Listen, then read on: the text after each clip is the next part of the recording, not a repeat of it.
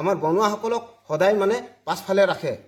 আমাৰ বনুৱাসকলক ঘৃণা কৰে, নগাক ঘৃণা কৰে, কছাৰীক ঘৃণা কৰে, কিন্তু আমাৰ শ্ৰীমন্ত শংকৰদেৱ সংঘই কেতিয়াও মানে আনক ঘৃণা কৰিবলৈ নাযায়। সকলোকে আগস্থান দিছে, সকলোকে একেটা কেৰাহীত বহি খাব পৰা কৰি শংকৰদেৱ সংঘই গোটেই অসমবাসীক জাতি অজাতি সকলোকে সাৱটি লৈ একশৰণ হৰিনাম ধৰ্ম প্ৰচাৰ কৰিছে।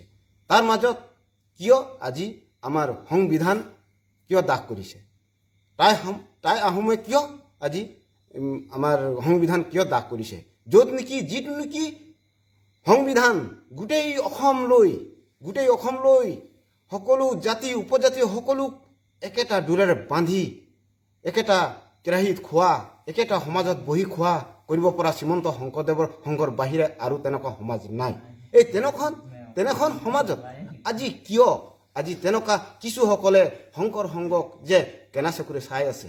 তো আজি যদি শ্ৰীমন্ত শংকৰদেৱ সংঘ আজি নথকাহেঁতেন তেতিয়াহ'লে গাঁৱে ভূঞে কি হ'লহেঁতেন? কেতিয়াও আমাৰ শান্তি নহ'লেহেঁতেন।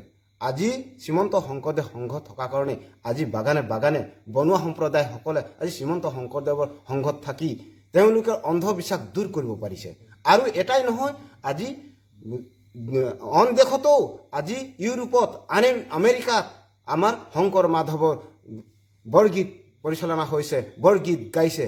কাৰ কাৰণে? শংকৰদেৱৰ কাৰণে আজি বিদেশত প্ৰচাৰ হৈছে। যদি শংকৰদেৱক যদি বেয়া পাইছে কিছুসকলে, তেতিয়াহ'লে সেইসকলে আজি স্কুলীয়া ল'ৰা ছোৱালীক কেতিয়াও তেতিয়াহ'লে মানে অসমৰ বৈষ্ণৱ এজন গুৰুৰ নাম লিখা বুলি ক'লে তেওঁলোকে কাৰ লিখিব?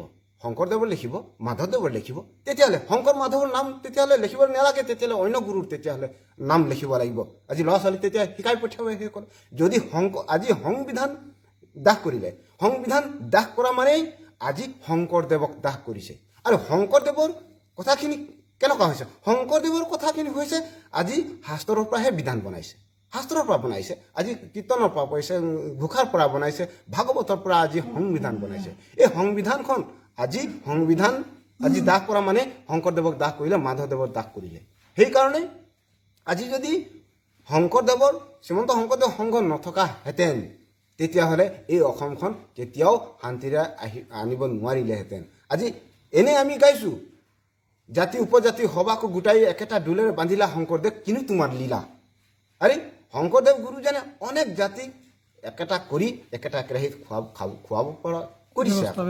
আজি তেতিয়াহ'লে আজি আনসকলে আমাক জানো তেনেকুৱা সাৱটি ল'ব, বাগানীয়াসকলক সাৱটি ল'ব পাৰিছে? আগতে আমাৰ বনুৱাসকলক সদায় মানে পাছফালে ৰাখে। আমাৰ বনুৱাসকলক ঘৃণা কৰে, নগাক ঘৃণা কৰে, কছাৰীক ঘৃণা কৰে, কিন্তু আমাৰ শ্ৰীমন্ত শংকৰদেৱ সংঘই কেতিয়াও মানে আনক ঘৃণা কৰিবলৈ নাযায়। সকলোকে আগস্থান দিছে, সকলোকে একেটা কেৰাহীত বহি খাব পৰা কৰিছে। এনেহেন বৃহৎ সমাজখনক কিছু লোকে এনেকুৱাকৈ বেয়াইছে। সেইটো কাৰণে কৌৰৱ আৰু 5 পাণ্ডৱ, কৌৰৱ 100 আৰু 5 পাণ্ডৱ 5 জন। সেইটো কাৰণে 100 কৌৰৱে কৃষ্ণক বেয়া পাইছিলে আৰু 5 পাণ্ডৱে কৃষ্ণক ভাল পাইছিলে। সেইটো কাৰণে এতিয়াও এনেকুৱা যুগ আহিলে এতিয়া ধৰ্মক বেয়া পাবলৈ ধৰিছে, অধৰ্মৰ ফালে মানে ধেৰ মানুহে